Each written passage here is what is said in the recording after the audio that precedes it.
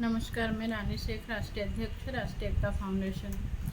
अभी पिछले 1 महीने में अभी कुछ चीज़ें घटनाक्रम ऐसी घटी है कि जिसके लिए मैं थोड़ा-सा अपनी तरफ से, क्योंकि लोग तो बिना सबूत के ही बहुत सारी चीज़ें बोले जा रहे हैं, मैं सबूत के साथ कुछ चीज़ें देना चाहती हूँ। या कहें तो मैं सफाई दे रही हूँ, मतलब अपने विरोधियों को नहीं, अपने भाइयों को, क्योंकि कुछ गलतफ़हमियाँ पैदा कर दी गई हैं। देखिए, बर्ड्स एक्ट, सबसे पहले हम वहीं आते हैं क्योंकि वहीं से बहुत सारी चीज़ों की शुरुआत हो रही है।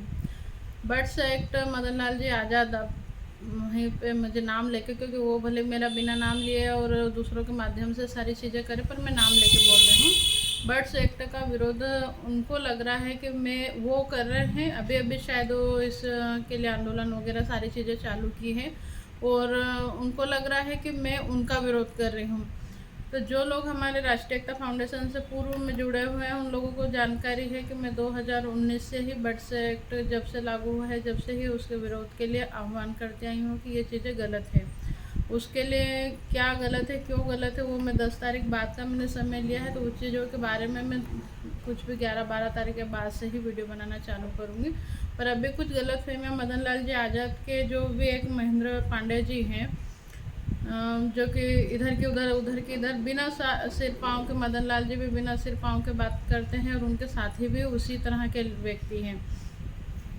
देखिए, 8 जुलाई को, अब मैं तारीख वाइज चीज़ें बता रही हूँ क्योंकि इनके पास तो कोई सबूत रहते ही नहीं है, किसी को कुछ भी बोल सकते, मैं सबूत के साथ में देती हूँ। 8 जुलाई को मैंने एक मैसेज लिखा था कि जिसमें मैंने मांग करी थी, सभी को बोला था कि सारे संगठनों को एक हो जाना चाहिए, या मेरे संगठन से ही कुछ लोग जो हमसे अलग हो गए, विचारधाराओं के कारण अलग हो गए हैं, तो अब समय आ गया है कि सब लोगों को एक हो जाना चाहिए, अपने अपने छोड़कर, और सबके भलाई के लिए एक हो जाना चाहिए। सबके कार्यशैली अलग अलग है, पर जहाँ पे हम एक दूसरे का सपोर्ट कर सकते हैं, करें। तो मैंने 8 अप्रैल को खुद ये मैसेज डाला था कि यदि मेरे भाइयों को या किसी को ऐसा लगता है कि रानी शेख घमंडी है, वो नहीं झुक सकती, तो मैं झुकते हुए बोल रही हूँ, मैं ही बोल रही हूँ कि अब सबको एक हो जाना चाहिए, क्योंकि समस्या खींचते खींचते बहुत लंबा समय हो गया और अब कुछ बड़ा करना चाहिए। तो 8 अप्रैल का मेरा 8 जुलाई का जो मेरा मैसेज था वो इस तरह से था कि सबको एक होने के लिए था, ना कि मैंने कोई ऐसी गलती करी थी जिसकी माफ़ी मांगी। तो दूसरे दिन ही मदन लाल जी आज़ाद ने मुझे ठगनी के मोरनी और नागिन फुनफुनाती हुए ऐसा कुछ मैसेज लिखे थे, जो कि उन्होंने डाले और नाम नहीं लिखा।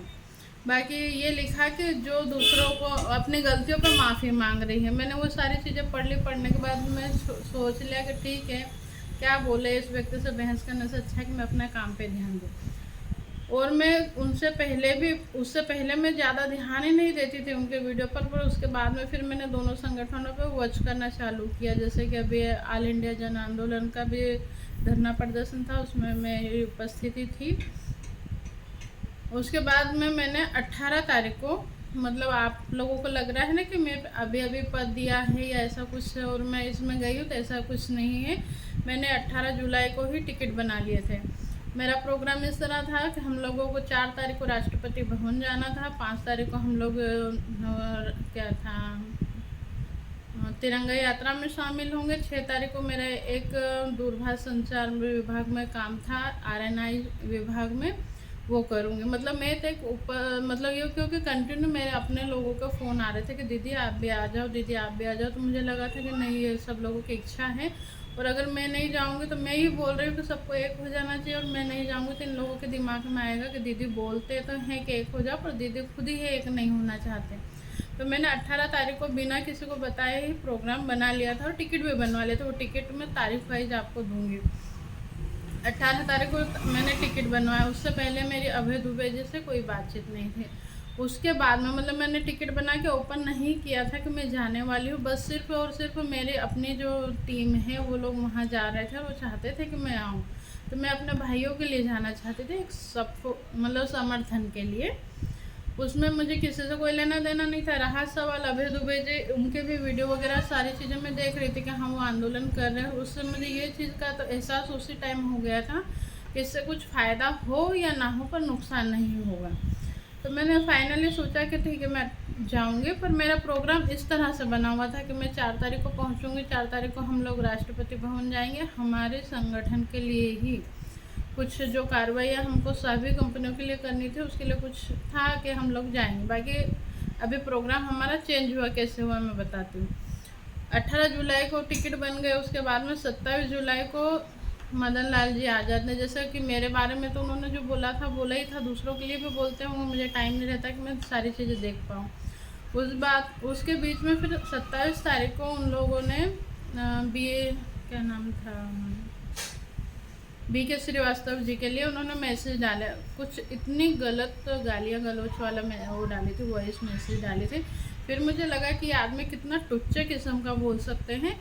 उसमें उन्होंने BK श्रीवास्तव को सहारा प्रमुख का मतलब सुब्रत राय का भांजा भतीजा रिलेशन जोड़े कि उनका रिश्तेदार है। फिर दूसरे वॉइस मैसेज में वो खुद ही बोल रहे कि नहीं वो रिश्तेदार नहीं है तो नहीं है, पर वो ऐसा है वैसा, मतलब बिना सबूत बिना छानबीन किए सिर्फ और सिर्फ एक व्यक्तिगत दुश्मनी के कारण ही वो मतलब ग्रुपों में, राष्ट्रीय लेवल के ग्रुपों में उन्होंने इतनी सारी बकवास फैला दी।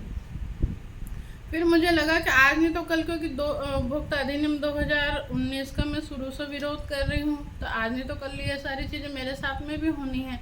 तो फिर मैंने मेरे साथ वाले कुछ संगठन, और जिस संगठन वाले को मैंने फ़ोन किया था, पहली रिकॉर्डिंग डाली थी, उनसे मैंने ये मांग की थी कि आप अगर जा रहे हैं तो उस लेटर में थोड़ा सा संशोधन करवाइएगा कि निवेशकों की धन वापसी के साथ साथ एजेंटों की सुरक्षा वाला मैटर भी रखिएगा। तो क्या एक संगठन दूसरे संगठन को ये सुझाव नहीं दे सकता? अगर ये देना गलत है तो हाँ, ये चीज़ मैं हमेशा करती रहूँगी। इसको अगर गद्दारी कहते हैं तो मैं मानती हूँ, ये चीज़ तो मैं हमेशा करूँगी कि एक संगठन दूसरे संगठन को सुझाव दे सकता है, क्योंकि हम राजनीतिक दल नहीं, हम सामाजिक संगठन हैं और एक उद्देश्य के लिए कार्य कर रहे हैं। तो जिसमें सबका भला हो वो चीज़ करना अगर पाप है तो वो पाप मैं हमेशा करती रहूँगी। मैंने वो मैसेज डाला, उसके बाद में फिर उनके लगातार खतरनाक मैसेज आते रहे, फिर दिन भर मेरे पास फ़ोन आते रहे। फिर मुझे लगा कि नहीं, इस चीज़ के लिए क्लियर तो करना ही पड़ेगा। फिर मैंने भी सारी रिकॉर्डिंग जो भी मुझे लगा रिकॉर्डिंग करके मैंने ग्रुपों में डाली, और उसमें मेरा सिर्फ ये था कि उपभोक्ता अधिनियम 2019 जो है उसमें संशोधन होना चाहिए। वो जैसा है वो तो सिर्फ एक उल्लू बनाने वाली चीज़ें हैं, ना कि वो निवेशकों के लिए भी फ़ायदेमंद है। उसके लिए मैं एक अलग से ही पूरा वीडियो बनाऊंगी, अभी मैं उसको छोड़ रही हूँ। 27 तारीख को मेरी बहस हुई, 28 के बाद में 29 तारीख को मैं गुजरात से अपना सारे प्रोग्राम कैंसिल करके वापस से MP आ गई। 28 या शायद 29 तारीख को ही मेरी पहली बार अभय दुबे, मतलब एक बार पहले बीच में हुई थी, उसके बाद में 28-29 तारीख को उनसे मेरी चर्चा हुई, और उन्होंने बोला कि हम मतलब कई लोगों की इच्छा है मैडम कि आप भी आएँ तो अच्छा रहेगा, ऐसा करके। मैंने कहा सर मैं देखूँगी। फिर 31 तारीख को मैंने उनको क्लियर करा, क्योंकि मैं MP गुजरात गई थी किसी काम के लिए, और उस काम को अधूरा छोड़ के फिर मैं MP आ गई थी। और MP आने के बाद में 31 तारीख को मेरा पहला मैसेज था, चाहूँगी तो मैं आपको ओपन करके दे सकती हूँ। मैंने 31 तारीख को बोला था कि सर मेरा आना, मेरे टिकट पहले से बने हुए थे पर मेरा आना निश्चित नहीं था, इसलिए मैं आपसे कुछ नहीं बोली, पर अब आप बताइए कि मेरे लायक कुछ हो तो आप बताओ। एक संगठन दूसरे संगठन से अगर जा रहा है, या कोई भी मान लो संगठन छोड़िए, अगर हम किसी के यहाँ पे कोई प्रोग्राम में भी जाते हैं तो एक समझदार व्यक्ति यही मांग करेगा ना कि भाई कुछ हो हमारे लायक तो बताइएगा। उन्होंने मुझसे एक बात बोले मैडम अब मैं आपको कोई जिम्मेदारी देना चाहता हूँ, कोई पद देना चाहता हूँ, तो क्या आप कोई जिम्मेदारी लेंगे?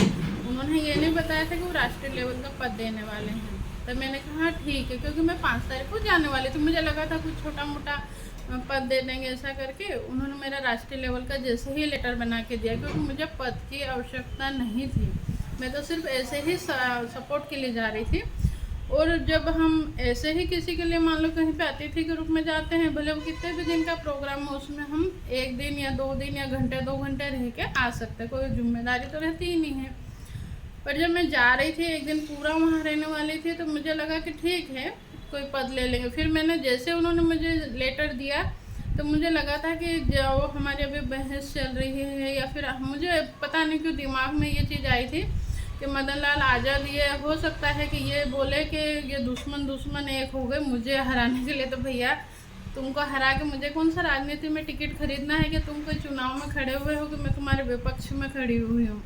हम सिर्फ और सिर्फ लोगों के लिए, भलाई के लिए लड़ रहे हैं। तो ठीक है, आप अपने स्तर पे लड़िए, आपको जो अच्छा लग रहा है हम अपने स्तर पे लड़ें, पर ये जो टुच्चेपने कर रहे हैं ना, ये करना बंद कर दीजिए। 31 तारीख को जैसे ही मेरा लेटर बन के मुझे नाइट में व्हाट्सएप किया गया, मैंने तुरंत ही मेरे अपने राष्ट्रीय एकता फाउंडेशन के ग्रुपों में मैसेज किया कि मुझे ऑल इंडिया जन आंदोलन के ग्रुपों में मतलब संगठन में पद दिया जा रहा है, तो क्या मुझे लेना चाहिए। और हमारे संगठन से जुड़े हुए काफ़ी सारे लोगों ने बोला कि हाँ दीदी, अगर आप वहाँ रहेंगे तो हमें बहुत अच्छा लगेगा, आप जिम्मेदारी ले लो। तब मैंने वो संगठन मतलब मैंने बोला कि ठीक है सर, थैंक यू भी बाद में बोला जब मेरे लोगों ने मुझे अनुमति दे दी, क्योंकि मुझे लग रहा था कि कहीं ना कहीं बाद में मुझ पर ब्लेम आएगा।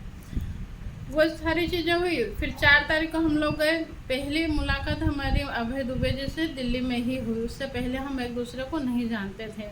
BK श्रीवास्तव जी को भी मैं पहले नहीं जानती थी, वहीं हमारी मुलाकात हुई। 4 तारीख को वो भी जल्दी में थे, हम भी जल्दी में थे, हमारी ज़्यादा बातचीत नहीं हो पाई। दूसरे दिन हम लोग जब आंदोलन में गए थे, तो क्योंकि ना तो मैं कुछ मतलब मुझे कुछ रटना था, जो मैं कर रही थी वही चीज़ें मैंने बोली, कुछ अलग से मैंने बोला नहीं। तो उसमें आप लोग अगर किसी को ये लग रहा हो कि मैंने कोई विशेष किया है ऑल इंडिया जन आंदोलन के लिए, तो ये उनकी गलतफहमी है। मैंने तो सिर्फ और सिर्फ इतना बोला कि जो मैं करती आई हूँ वही चीज़ें बोली हैं। और अगर मान लो मैं संगठन के पदाधिकारी नहीं भी रहती और अतिथि होती, तो भी इतना बोलना करना तो फिर हमारा फ़र्ज बनता है सर, इसको बोलना कोई गलत बात नहीं है। 5 तारीख को हमारा प्रोग्राम निपटा। 5 तारीख को प्रोग्राम निपटने के बाद में फिर जब हम शाम को फ्री हुए, और फ्री होने के बाद में अभय दुबे जी ने हमसे कहा कि हम लोग कुछ लोगों से मिल के आते हैं। जनरली ये तो होता ही है भाई, एक संगठन में अगर हम जुड़ गए हैं तो कुछ जानकारियाँ हमें भी होनी चाहिए। मैंने सर से बात की, तो सर ने बोला मैडम कल का टिकट कैंसिल, मतलब आप। मैंने बोला सर मैं तो 6 तारीख को निकल जाऊंगी, कल का प्रोग्राम है तो आधे दिन रहूंगी, उसके बाद निकल जाऊंगी। तो उन्होंने एक नॉर्मल, जो नॉर्मली होता है वही सारी चीज़ें बोली कि मैडम आप अभी टिकट कैंसिल करा दीजिए और 7 तारीख का मतलब प्रोग्राम निपटाने के बाद में फिर आप चले जाइएगा, क्योंकि मेरे बाद में आपकी भी तो जिम्मेदारी बनती है, और ये सही बात भी है। फिर नाइट में जब मैं फ्री हुई तब मुझे लगा कि नहीं यार रानी, तुमने संगठन का राष्ट्रीय लेवल का पद लिया है और बीच में प्रोग्राम छोड़ के जा रही है, तो गलत है। क्योंकि ये उनको भी नहीं पता था, मुझे भी नहीं पता था, और किसी को नहीं पता था कि इस प्रोग्राम का रिजल्ट क्या आना है ना। सिर्फ हम प्रयास ही तो कर रहे, हर व्यक्ति प्रयास करता है, वहाँ पर भी प्रयास ही हो रहा था, प्लस माइनस कुछ भी हो सकता था। तो अगर मान लो माइनस होता है और मैं बीच में से छोड़ के जाती हूँ तो गलत है। तो मुझे जिम्मेदारी मतलब अगर मैं नहीं उठा सकती तो मुझे त्याग पत्र देना चाहिए। तो उस दिन मतलब मैंने बोला सेकंड डे है, 7 तारीख को मैंने रिज़ाइन दिया। बाकी मैंने 5 तारीख के नाइट में ही जब हम अभय दुबे जी और हम लोग सब महिला मंडल से मिल के और रिटर्न अपने अपने होटल पे हो गए थे, तब मेरी ही होटल में और लोग जो मेरे साथी मतलब रुके हुए थे राजस्थान वगैरह के, तो मैं उनको क्लियर कर चुकी थी कि मैं कल रिजाइन दे दूँगी, क्योंकि मैं इतना समय दे नहीं पाऊँगी और संगठन की जिम्मेदारी मुझ पे है। कार्यशैली हमारी अलग अलग है, हम एक दूसरे का ऐसे सपोर्ट करेंगे, बाकी फुल टाइम में इस संगठन को नहीं दे पाऊँगी, तो मैं कल रिजाइन दे दूँगी। ऐसा करके मैंने रात में ही बात बोली थी। अब सुबह ही सुबह मॉर्निंग में मेरे पास में 6 तारीख को, ये कौन है, महेंद्र पांडे जी, यूपी से बहुत महान व्यक्ति दिख रहे हैं, इतनी कड़क आवाज़ में मुझसे बोल रहे हैं। बोले कि मैडम आपने तो क्या आम आदमी पार्टी का झंडा तोड़ लिया। तो साला बिना सबूत के किसी को कुछ बोलने से पहले एक बार नहीं 1000 बार सोचना चाहिए। रहा सवाल, अगर मान लो कोई और व्यक्ति राजनीति में जाना चाहते हैं तो उसको आप रोक सकते हो? नहीं रोक सकते, मैं भी नहीं रोक सकते, आप भी नहीं रोक सकते। किसी में अगर क्वालिटी होगी तो वो जीत जाएंगे, और नहीं क्वालिटी होगी तो ठीक है, जो होना होगा वो उनका हो जाएगा। तो ये कोई राजनीतिक मैदान तो है नहीं कि हम लोग आपस में इस तरह से लड़ें। और मेरी अपनी विचारधारा, मैं शुरू से बोलती आई हूँ कि मैं राजनीति में खुद को इन्वॉल्व अभी नहीं करना चाहती हूँ। तो उस दिन उन्होंने मुझसे बहुत कुछ बोला, बोलने के बाद में फिर मेरे को रिकॉर्डिंग भी सेंड कर दी और मैंने क्लियर बोला। मैंने कहा कि सर देखिए, मुझे ये पता नहीं था कि यहाँ पे कौन कौन व्यक्ति आने वाले हैं, कौन नहीं आने वाले हैं। सब ने अपनी अपनी बातें रखी और अच्छा भी लगा मुझे, तो मेरे परिवार से मिलकर खुशी हुई। क्योंकि जो लोग हमारे संगठन से नहीं जुड़े हुए, सिर्फ व्हाट्सएप से ही जुड़े हुए थे, मान लो कई क्षेत्रों से, पूरे भारत लेवल से लोग आए हुए थे, अलग अलग क्षेत्रों से, उड़ीसा से, झारखंड से, तो कलकत्ता से, तो मतलब अलग अलग क्षेत्रों से। और वो मेरे व्हाट्सएप ग्रुप में या कभी कभी हमारी बातचीतें होती थी, तो वहाँ पे हम लोग इतने तन्मयता से मिले, क्योंकि कहीं ना कहीं उनको ये एहसास था कि हाँ दीदी का नेचर कैसा है, वो मुझे कब से सुन रहे समझ रहे होंगे, तो बहुत अपनेपन से मिले और मुझे तो बेहद खुशी भी हुई। अब रहा 6 तारीख का जो हमारा प्रोग्राम था, तो मैंने नाइट में ही बहुत सारे लोगों को बोल दिया था कि मैं थोड़ा सा लेट जाऊंगी, क्योंकि मेरा टिकट बना हुआ है और मुझे जाना है, तो मैं लेट जाऊंगी। और वहाँ पे आने के बाद भी मैं मंच पर ही बोल दूँगी कि मैं इस पद को त्यागपत्र देना चाहती हूँ, क्योंकि मैं संभाल नहीं पाऊँगी। अब इसमें सारी पिक्चरें महेंद्र पांडे जी ने क्या घुमाई क्या नहीं घुमाई मुझे नहीं पता। फिर मैं जब 6 तारीख को वहाँ पे 12 बजे पहुँची, 12 बजे पहुँचने के बाद में जैसा भी सबसे मिलना जुलना हुआ, 1 बजे करीब ही ये सारी चीज़ें हो गई थी। 1 बजे करीब अभय दुबे जी को और उनको क्या नाम है, वीरेंद्र सर को, इन लोगों को जब अरेस्ट करने का टाइम, मतलब जब आंदोलनकारी आगे बढ़ने लगे थे, तब ये सारी सिचुएशन में जो था वो ही बता रही हूँ, उससे अलग कुछ भी नहीं है। जैसे ही ये हुआ कि हम लोग आगे बढ़ने वाले, तो पहले टाइम दिया गया था, तो मैंने सोचा 2 बजे तक का है, तो 2 बजे तक में ठीक है, पर टाइम से पहले ही, टाइम देने के बाद में उससे पहले ही ये सारी चीज़ें आगे हुई। तो जो मेरा तरीका है, मैंने मेरा तरीका अपनाया, उनका जो तरीका है उन्होंने उनका तरीका अपनाया। वो और जैसे ही मैदान में गए, उन्होंने मेरे से कुछ लेडीज से जो मेरे संपर्क में थे, देखिए यहाँ पे भी हो सकता है कि बातों को कोई किस तरह से रखे, ये चीज़ें मैं करती हूँ अपने संगठन में भी, और वहाँ भी मैंने की है और आगे भी करती रहूँगी। यदि किसी को बुरा लगता है, ये चीज़ गलत लगती है या पाप लगती है, तो ये पाप मैं हमेशा करती रहूँगी। वो जो महिलाएं मेरे साथ में थी, उनके स्वास्थ्य थोड़ा ठीक नहीं था। फिर जैसे बातचीत हुई, तो मैंने उनको बोला, मैंने कहा यहाँ पे देखिए गिरफ्तारी भी हो सकती है, सब कुछ है, और अगर ऐसा है तो आप लोग परेशान ना होइएगा, साइड की गली से आप लोग निकल जाना। ये चीज़ मैंने खुद ने ही बोली और मैं अभी बोल रही हूँ ना, क्योंकि हो सकता है कि ये बात कहीं और से भी आएगी, तो आप लोगों को क्या पता किस तरह से परोसी जाएगी। और अगर मैं चीज़ गलत बोल रही हूँ, तो वो लेडी से भी इसमें कमेंट्स करे कि नहीं मैडम आपने ये चीज़ इस तरह से नहीं बोली थी। मैंने उनको बोला कि कोई बात नहीं, मैं यहाँ पर हूँ, पर इसमें हो सकता है कि अरेस्टिंग हो जाए, क्योंकि प्रशासन है, प्रशासन खुद तो शासन का गुलाम है, कुछ भी हो सकता है। तो आप ऐसा करिएगा कि साइड की गली से बाहर हो जाइएगा। तो जब जैसे बढ़ने लगे, तब तुरंत तो पता नहीं था कि अभी तुरंत ही ये सारी बैरिकेटिंग वगैरह पार करके बाहर निकल जाएंगे और ये सारे घटनाक्रम हो जाएगी। तो उन लेडीज़ों से मैंने ऐसा बोला, फिर वो हमसे अलग हुई। उसके बाद में जैसे ही पता चला कि आगे लोग आगे गए हैं, और किसी ने मुझे बोले कि आपको बुलाया जा रहा है कि महिलाएं सब आगे हो जाए, तो उन महिलाओं को तो 3-4 तो थी सही, तो मैंने सोचा कि परेशान हो जाएंगे बेचारी। और उनको मैंने ये भी बोला कि देखिए आप तो नॉर्मल महिलाएं हैं, आपसे ये सारी चीज़ें नहीं हो पाएगी, और मैं यहाँ रुक रही, देखिए यहाँ पे अगर मैं कायर होती तो मैं भी उनके साथ में निकल गई होती। मैंने बोला कि मैं तो संगठन चलाती हूँ और ये चीज़ें तो मुझे फेस करनी है, कोर्ट कचहरी थाना वगैरह ये सारी चीज़ें तो हम लोगों का एक तरह से हिस्सा ही बन गया है, तो मैं यहाँ रुकी हूँ, आप लोग चले जाइएगा। फिर जैसे ये हुआ कि नहीं, मैं मतलब वीरेंद्र सर ने मुझे बोला कि चलिए मैडम अपन आगे बढ़ते हैं, तो मैंने कहा ठीक है सर मैं आ रही हूँ। फिर मुझे लगा देखिए जोश में मैं होश नहीं खोती, ये मेरी आदत है। अभी भी जैसे मान लो ये महेंद्र पांडे जी बहुत कुछ अनर्गल इधर का उधर कर रहे हैं, उसके बावजूद भी मैं इतने शांति रूप से, मतलब ये कि कल से लेके आज तक मैंने ठीक है दूसरे पे काम निपटा, उसके बाद में ये वीडियो बना रही हूँ। चाहती तो तुरंत मैं उनके जैसे अभद्र व्यवहार कर सकती थी।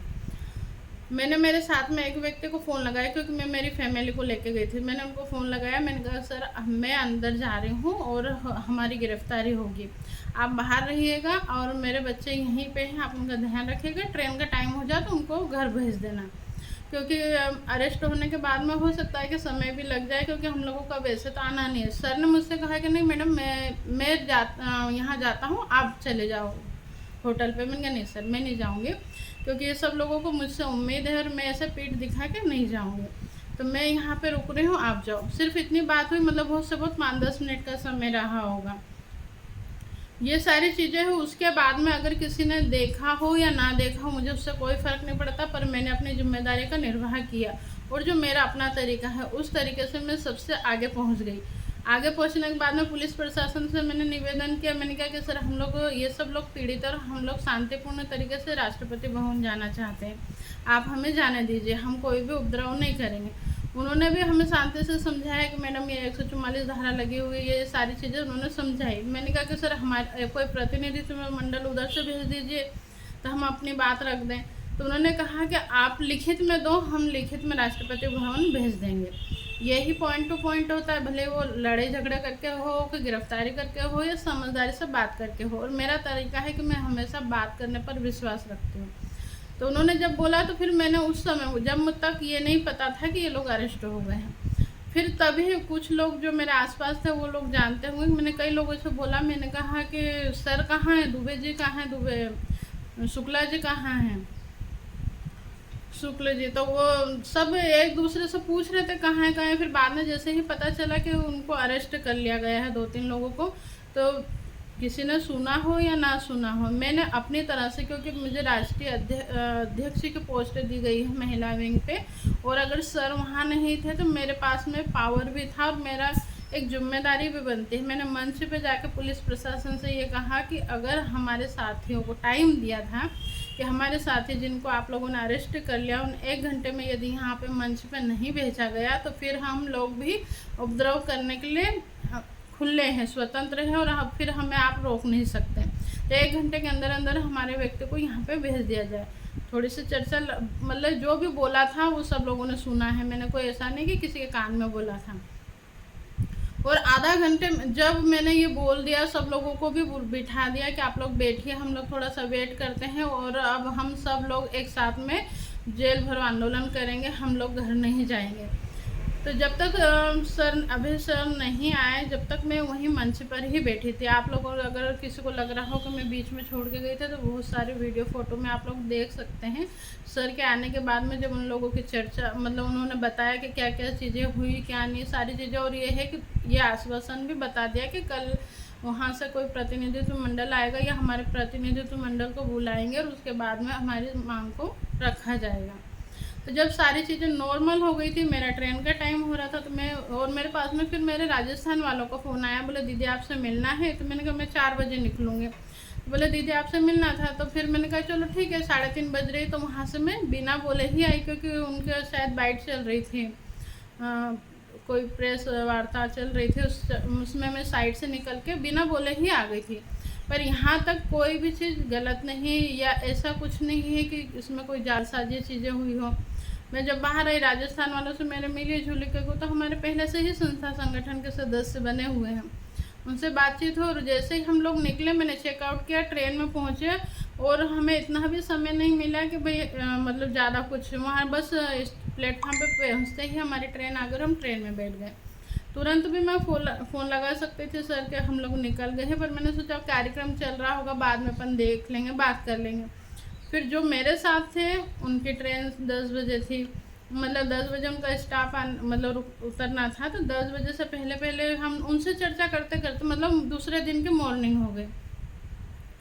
दूसरे दिन के मॉर्निंग में फिर जैसे ही पता चल गया था कि सारा प्रोग्राम ऐसे सेट हो गया, तो मेरा जो त्याग पत्र वाला जो मैं वहाँ बोलना चाहती थी वो वहाँ पे भी नहीं बोल पाई।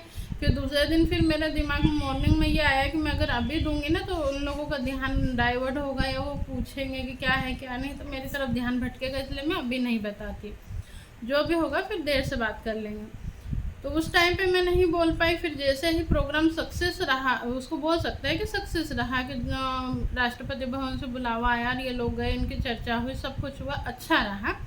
अब अगर इस जगह पे कोई स्वार्थी लेडीज़ होती या जिसको पद प्रतिष्ठा का बहुत मान गुमान होता, तो वो क्या करती है, उस टाइम पे त्यागपत्र का जो खुद का डिसीजन था उसको कैंसिल कर देती है। पर सब कुछ पॉजिटिव होने के बावजूद फिर भी मैंने नाइट में, क्योंकि जो मैंने डिसीजन ले लिया था कि मैं आगे समय ज़्यादा नहीं दे पाऊँगी, तो मैंने उस लिए रात में मैसेज कर दिया। तो पहले तो सभी को धन्यवाद दिया, दूसरा फिर मैंने मेरा निवेदन कर दिया। पर मुझे जहाँ तक लग रहा था कि किसी न किसी तरीके से ये खिचड़ी तो पकी है और कुछ गलत मैसेज एक दूसरे को गुमराह करने के लिए पहुँच चुके हैं, क्योंकि वो जो प्रतिक्रियाएँ थी वो मुझे ठीक नहीं लग रही थी। अब दूसरे दिन वापस 7 तारीख को कि 8 तारीख को ये महेंद्र पांडे जी हैं, इनका में एक मैसेज आया, और उस मैसेज में इन्होंने मुझे तो बड़ी इज्जत दे दी, बहन जी करके बहन जी से बात हो गई, ऐसा वैसा, तो मैंने ज़्यादा गौर नहीं किया। और उन्होंने 3-4 लोगों के नाम लिखे। एक तो लिखा था बीके श्रीवास्तव जी का, दूसरा वीरेंद्र सोलंकी जी का, फिर अभयदेव शुक्ल जी का, नीरज शर्मा जी का। तो उसका एक मैं वीडियो बहुत व्यवस्थित बनाऊंगी कि कौन व्यक्ति किस तरह से है, वो किस स्थिति में है। पर मैं फिर भी कहूँगी कि कम से कम नीरज शर्मा जी, अभयदेव शुक्ल जी, बीके श्रीवास्तव जी, उनके बारे में जो भी उन्होंने बोला है, तो ये तो मर्दों के ही गिनती में आते हैं कि इन्होंने जो भी करे अपने मर्दानगी के बल पर कर रहे हैं। या जैसे कह सकते हैं ना कि ऊपर वाला ने 3 तरह के लोग बनाए हैं, 3 प्रजाति बनाई हैं, एक स्त्री, एक पुरुष और एक, आप लोगों को पता है। जो मैं करती हूँ या करती आई हूँ उसका भी मैं वीडियो बना के डालूँगी दूसरा, क्योंकि बहुत बड़ा हो जाएगा। तो मैं एक स्वाभाविक रूप से भी, और जो भी है मेरे अंदर के गुण है कि भाई मैं स्त्री हूँ और उसी हिसाब से ही मैं चलती हूँ। अच्छा है बुरा है, मेरी कोई कमजोरी नहीं है, पर वो मेरा स्वभाव। और ये लोग जो कर रहे हैं ये इनका पुरुषार्थ है, तो उनको भी पूरी तरह से गलत नहीं बोल सकता। अगर कोई व्यक्ति राजनीति में भी जाना चाहता है, मैं तो ये बोल रही हूँ ना, कोई व्यक्ति अगर राजनीति में भी जाना चाहता है, मैं राजनीति में नहीं जाऊँगी, पर अगर कोई व्यक्ति जाना चाहता है, वो सक्षम है, तो आप और हम सभी लोग ये जान लें कि अगर पानी की मटकी, जिसको घड़ा बोलते हैं, उस घड़े में पानी भर के उसको ढक्कन ना लगाया जाए तो पानी खराब हो जाता है। वैसे ही बिना राजनेता के भी वो देश नहीं चल सकता। तो कोई ना कोई व्यक्ति को तो आगे आना ही पड़ेगा। तो यदि उनमें से कोई व्यक्ति राजनीति में जाना चाहते हैं तो आप उन्हें गलत नहीं बोल सकते। कुछ नियम कायदे कानून है, उस विषय पे भी हम अगले वीडियो में चर्चा करेंगे, पर मैं उनको गलत नहीं बोल सकती। रहा सवाल एक किसी के कंधे पे पैर रख के सिर्फ अपना उल्लू सीधा करना, वो चीज़ गलत है। रहा सवाल अब ये महेंद्र जी और क्या नाम है इनका, आज़ाद, मदन लाल आज़ाद, इन लोगों से मेरा निवेदन है कि बिना सबूत के, आपको फिर बोल रही हूँ कि मैं कमज़ोर ना समझे, मैं विनम्र हूँ, बहुत सोच समझ के बात करती हूँ और बहुत शांति में रहती हूँ। बाकी जब मैं विकराल रूप धारण करूँ ना, तो किसी के बाप के भी नहीं होती हूँ। तो बिना सबूत के किसी पे भी कोई आरोप ना लगाए। आपने बीके श्रीवास्तव जी को भी जिस तरह से बोला था कि सुब्रत राय का भांजा भतीजा है, वो तो वो बर्दाश्त कर गए। अगर इस तरह की लैंग्वेज या कुछ भी मेरे साथ में अगर आपने व्यवहार किया, पर अब आप मेरे साथ में जो कर रहे हैं वो छल कर रहे हैं कि इधर के उधर, उधर के इधर, सिर्फ गुमराह कर रहे हैं। उन लोगों को ये दिखा रहे हैं कि आपकी मेरे से बात हो रही है और मैं आपके साथ हूँ, बहन जी से बात हो गई। तो देखो भाई, मैं है ना गलत व्यक्ति की तो बहन भी बनना पसंद नहीं करती। तो इसलिए अगर आपकी नीयत अच्छी है तो आप हम लोग बात कर सकते हैं, क्योंकि हम लोग अच्छे उद्देश्य के लिए काम कर रहे हैं। आप भी समझें कि मैं इस एक्ट का विरोध क्यों कर रही हूँ और उसमें संशोधन कर सकते हैं तो करें। और अगर आपको लग रहा है कि नहीं हमें तो संशोधन नहीं करना है, तो आपकी कार्रवाई आप करते रहें, आपको मैं मना नहीं करूँगी। मैं आपको कभी भी इस मैसेज के बाद में यदि आपके चमचे इधर उधर करी ना, तो फिर ठीक नहीं होगा। आज मेरा स्वास्थ्य ठीक नहीं, इसलिए हो सकता है मेरे बहुत सारे वर्ड इधर उधर हो रहे हैं, क्योंकि हिम्मत नहीं थी कि मैं आपसे बात करूं। बाकी फिर भी मुझे करना पड़ा। और ये सफाई मैं सिर्फ और सिर्फ अपने भाइयों के लिए दे रही हूँ, नहीं तो किसी बाप को मैं सफाई देने वाली नहीं। अगर कोई मुझे चोर कहे तो मैं मान लेती कि ठीक है, तेरी निगाह में अगर मैं चोर हूँ ना तो ठीक है, ये तो ऊपर वाला जानता है कि चोर कौन साहूकार कौन है। बाकी मैं सफाई दे रही हूँ। और अभय दुबे जी को भी, यदि ये व्यक्ति कौन है महेंद्र पांडे, इधर के उधर करके न अगर लगा रहा हो, तो हाँ, मैं आपके संगठन में पद पे नहीं रहना चाहती। इसका ये कारण नहीं कि मेरे कोई आपसे मनमुटाव है, ऐसा, ठीक है ना। और अगर मान लो ये भी कोई ना सोचे कि मैं इनके संगठन में पद इसलिए लिया था कि इन्होंने मुझे कोई प्रलोभन दिया या कोई राजनीतिक झंडे तोड़ने के लिए मुझे यहाँ पे बुलाया गया था। मैं वहाँ पे इनके भी प्रलोभन में नहीं गई थी, मैं सिर्फ अपने भाइयों के लिए गई थी। और मैंने जिन महिलाओं को भी बोला कि आप मत रुके, क्योंकि उनमें से कुछ लोग का स्वास्थ्य ठीक नहीं था, कुछ परेशानियाँ थी। और हम समझ सकते हैं कि थाने कचहरी झूमाझटकी ये सारी चीज़ें तो होती हैं। मैं कायर नहीं हूँ। अगर कायर होती तो सबसे आगे कतार में नहीं होती। मैं कायर होती तो सबसे पहले मंच पे जाके पुलिस प्रशासन को ललकारती नहीं। मैं बिकाऊ होती तो मैं आपकी जीत के बाद में फिर त्यागपत्र नहीं देती। मैं कमज़ोर होती तो आज मदन लाल आज़ाद और ये महेंद्र पांडे कौन है मैं नहीं जानती, इसको खुली चुनौती नहीं देती कि आज के बाद मेरा नाम लेके कोई भी गलत शब्दों का इस्तेमाल नहीं करेगा, इधर का उधर नहीं करेगा, और अगर करे तो फिर खुला मुझसे करे, ना मर्दों जैसी बातें ना करे, ठीक है ना। मतलब ये है कि जो भी करना है खुल के करो, पीठ पीछे वार करने वाले मुझे सख्त नफरत है।